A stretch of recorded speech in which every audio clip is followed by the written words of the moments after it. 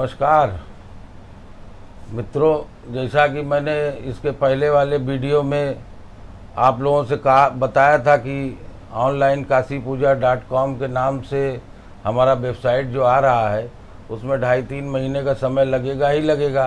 बीच बीच में हम लोग मिलते रहेंगे और कुछ न कुछ किसी न किसी विषय पर वार्ता होती रहेगी। तो इस बार हम आप लोगों के बीच में मंत्रों के विषय में कुछ जानकारी देने आया हूँ, ताकि जो है मतलब मंत्र साधना क्या होती है, मंत्र है क्या, ये सब भी एक साधारण तरीके से लोगों के समझ में आवे। इस सरल भाषा में आप लोगों से कुछ चर्चा करना चाहता था, तो उसी विषय में थोड़ा सा हमने अपनी जानकारी आप लोगों से अनुभव करने की कोशिश किया है। मंत्र जो है वो आप ये कह सकते हैं कि शब्दों का एक ऐसा समूह है जिसके उच्चारण से शरीर के अंदर, मानव शरीर के अंदर एक ऐसी ऊर्जा, एक ऐसी शक्ति का संचार होता है जिसके द्वारा मनुष्य जो है अगर दुख में भी है, परेशानी में भी है, तो उसको अपने दुख की कोई अनुभूति नहीं होती, कोई परेशानी उसको महसूस नहीं होती। उसके शरीर के अंदर एक सकारात्मक ऊर्जा धीरे धीरे संचार होता है सकारात्मक ऊर्जाओं का, और नकारात्मक ऊर्जाएं धीरे धीरे शरीर के अंदर से बाहर जाती हैं। उससे आत्मज्ञान की प्राप्ति होती है। और जो मंत्रों के शब्द समूह हैं उनके अंदर इतनी दैवी शक्तियाँ धीरे धीरे सक्रिय होने लगती हैं कि मनुष्य की वाणी में आप यूँ कह सकते हैं कि सरस्वती का धीरे धीरे निवास होने लगता है। और उसके ऐसे मनुष्य के चेहरे पर धीरे धीरे उस तरह का प्रकाश महसूस होने लगता है। उसको अच्छे बुरे की ज्ञान की अनुभूति होने लगती है। आप ये भी कह सकते हैं कि जैसे शब्दों का ये एक ऐसा समूह है जिसके द्वारा धर्म, अर्थ, काम, मोक्ष, इन सब चीज़ों की ज्ञान की प्राप्ति धीरे धीरे होती है और एक अनुभूति होती है।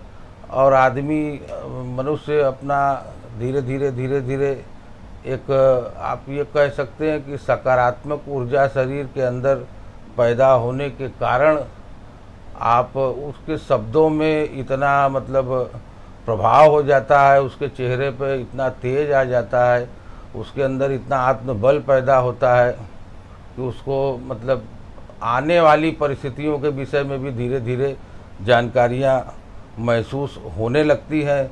उसके साथ साथ आप ये भी कह सकते हैं कि मंत्रों के शब्द समूह से, उनके उच्चारण से आप ये भी कह सकते हैं कि जैसे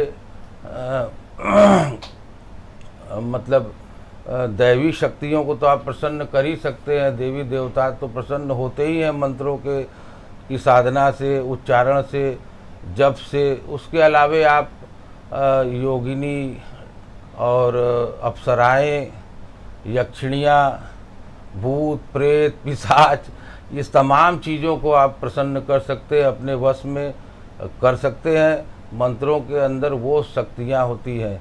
मंत्रों का आप प्रभाव यहाँ तक आप समझ लो कि जैसे बड़े से बड़े रोग में, बहुत बड़ी समस्याओं में, सारी चीज़ों के निवारण के लिए भी मंत्रों का प्रयोग किया जाता है। अब सवाल ये उठता है कि ये मंत्र हैं क्या? तो मंत्र आप सीधा बहुत सरल भाषा में ये समझिए कि मंत्र का मतलब आप शिव और शक्ति के समावेश को ही मान के चल सकते हैं।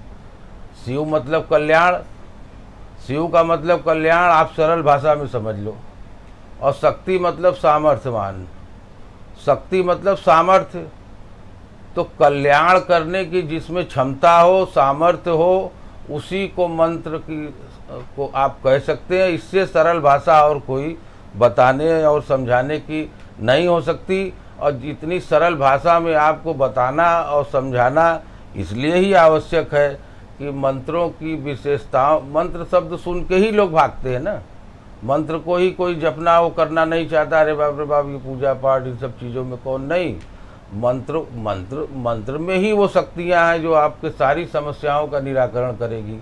मंत्र के अंदर ही वो शक्तियाँ हैं कि आपको गलत रास्तों से जाने से रोकेगी। मंत्र के अंदर ही वो शक्तियाँ हैं कि आपके सारे बिगड़े काम को पूरा करेगी। मंत्र ही एक ऐसी व्यवस्था है जो आपको अदृश्य शक्तियों से जोड़ता है, सकारात्मक ऊर्जा का संचार आपके अंदर करता है, आपकी मानसिक स्थिति को ठीक करता है, आपके शत्रु परास्त होते हैं। आप कितना हो प्रारब्ध आपका खराब हो, कुछ भी हो, लेकिन मंत्र के द्वारा ही आप सामान्य स्थिति अपने मस्तिष्क में पैदा कर सकते हैं। मंत्र ही एक ऐसी चीज़ है, लक्ष्मी को प्रसन्न कर लिया लक्ष्मीवान हो गए, कुबेर को प्रसन्न कर लिया कुबेर का खजाना पा गए। ऐसा हमारे शास्त्रों में कहा गया है। हमारे देवी देवताओं ने इन्हीं सब चीज़ों को अपने मुखार बिंदु से बताया है, और वो वही ऋषि मुनियों ने जो है फिर हमारे आपके बीच में उन सब व्यवस्थाओं को रखा है। इसीलिए मंत्रों में आप देखते होंगे विनियोग होता है, ऋषि न्यास होता है, तमाम चीज़ें इसीलिए होती है क्योंकि वो किसी न किसी ऋषि के द्वारा ही उस सूत्र को तैयार करके हमारे आपके बीच में दिया गया है। लेकिन सत्यता तो ये है कि भगवान शंकर माता पार्वती ने ही इसको तमाम देवी देवताओं को बताया है, और कोई न कोई अनुष्ठान, कोई न कोई व्यवस्था, कोई न कोई पूजा पाठ की जो भी व्यवस्था है वो हमारे देवी देवता के ही मुख से निकला हुआ कुछ न कुछ है। और जब वो हमारे ही देवी देवताओं के द्वारा बताई गई चीज़ें हैं और सूत्र हैं, तो ये तो तय है कि वो गलत नहीं हो सकता। अब ये अलग बात है कि युग का प्रभाव है, कलयुग है, अब उसमें मंत्रों की संख्या भी डिपेंड करती है, वो भी मायने रखती है। उसके साथ साथ आप ये भी कह सकते हैं कि जैसे कि मान लीजिए हमारे पूर्व जन्म के प्रारब्ध किस तरह के हैं, उस कारण से भी समय लगता है।